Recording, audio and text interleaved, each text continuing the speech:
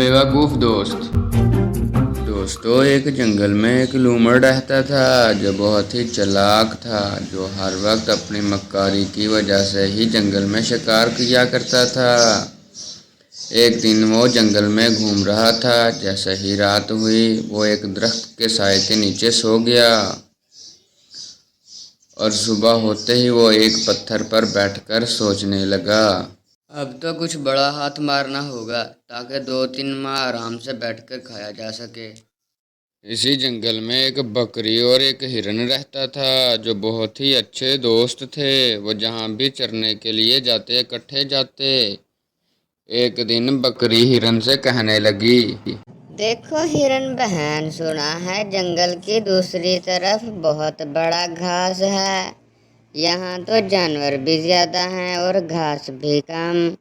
हमें तो घास मिलता ही नहीं, तीसरा दिन है भूखे सो रही हूँ। बात तो तुम्हारी ठीक है, वहाँ पे जानवर भी कम है और घास भी ज्यादा। कल से हम वहीं चलेंगे। दोस्तों, हिरन और बकरी की बातें लूमड़ छुपकर सुन रहा होता है।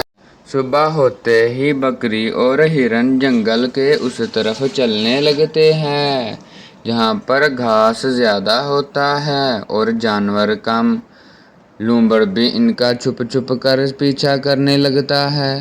थोड़ी देर बाद ही वो उस जगह पहुँच जाते हैं जहाँ बकरी और हिरन खुशी से घास चरने लगते हैं और खुशी से इधर उधर टहल रहे होते हैं। लूमड़ जो कि इनके पीछे छुप छुप कर आया होता है, वो इनको देख रहा होता है और मौके की तलाश में ही बैठा रहता है। लेकिन लूमड़ के हाथ बकरी और हिरन कैसे आते? वो जहाँ भी जाते दोनों इकट्ठा ही जाते, जब भी चरते दोनों इकट्ठा ही चरते। लूमड़ इनके इत्तेफाक को बर्दाश्त ना कर सका और सोचने लगा, अब तो इनके दरमियान फूट डालनी होगी ताकि ये दोनों आपस में लड़ पड़ें और मेरा काम आसान हो जाए। 2 से 3 दिन इंतजार करने के बाद आखिरकार बकरी हिरन के बगैर इसको मिल ही गई। लूमड़ बकरी के पास जाकर बोला, देखो बकरी बहन, वैसे तो मैं यहाँ से गुजर रहा था, लेकिन मैंने सोचा कि बकरी बहन को इस बात का इल्म होना चाहिए कि उसकी जान बहुत ही ज़्यादा खतरे में है। हिरन ने तुम्हें शेर खान को बेच दिया, सिर्फ एक ही खेत में तुम्हें बेच दिया। उसने एक घास के खत्ते में ही तुम्हें उसके हवाले कर दिया। नहीं नहीं लूमड़ भैया, ऐसा नहीं हो सकता। हम दोनों बचपन से ही दोस्त हैं। हम दोनों बचपन से ही बड़े हुए हैं और इकट्ठे ही चढ़ते रहे हैं।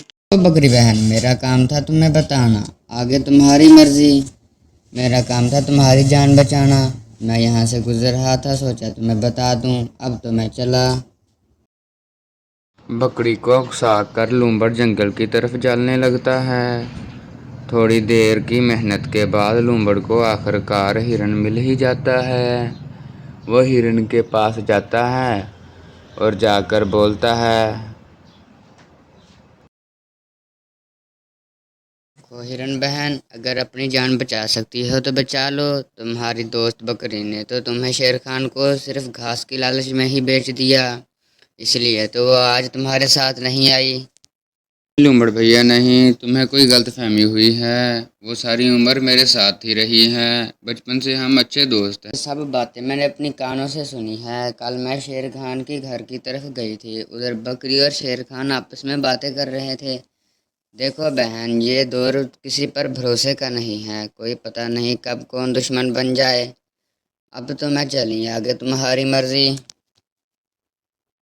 शाम को जब बकरी अकेले घूम रही होती है तो उसके पास हिरन आता है, तो बकरी हिरन को देखकर बोलती है, गद्दार, आगे गद्दार, मुझे तुमसे ये उम्मीद ना थी, तूने मुझे बेच दिया। हाँ हाँ, अब मैं गद्दार हूँ, मैं गद्दार हूँ। मेरे पीछे से तू सकीम लड़ा रही थी, हैं मेरी जान के। बकरी उससे की बात पूरी नहीं होने देती और उसको एक जोरदार टक्कर मारती है, जिससे वो लड़ पड़ते हैं और थोड़ी ही देर में वो जख्मी होकर मर जाते हैं।